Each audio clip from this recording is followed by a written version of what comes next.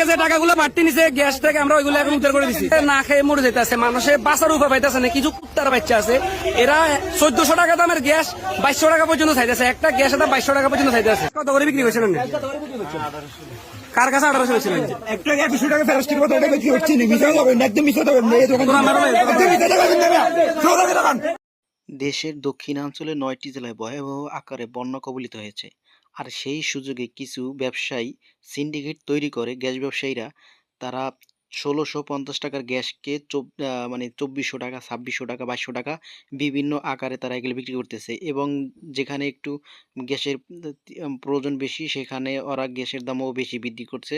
এবং এটা ওই এলাকার ছাত্র সমাজ একত্রিত হয়ে এটা উদ্ধার অভিযান চালায় এবং বিভিন্ন দোকানে ধরা পড়ে যে তারা অসাধু উপায়ে টাকা বেশি নিয়ে এসব গ্যাস সিলিন্ডারগুলো বিক্রি করতেছে।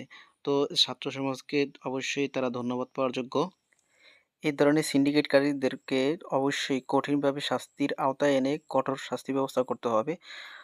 দেখতে থাকুন, তারই খণ্ডচিত্র এখানে তুলে ধরা হলো।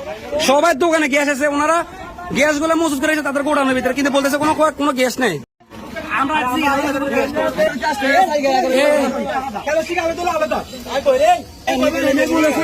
গ্যাসটা 2200 টাকার গ্যাস 1500 টাকা বিক্রি হয় না টাকা আমরা নিয়ে মানুষের খাইতে পারলাম না।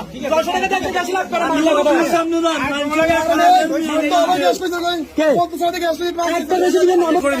2100 টাকা নিচ্ছে। এখন কত উদ্ধার করে দিলেন?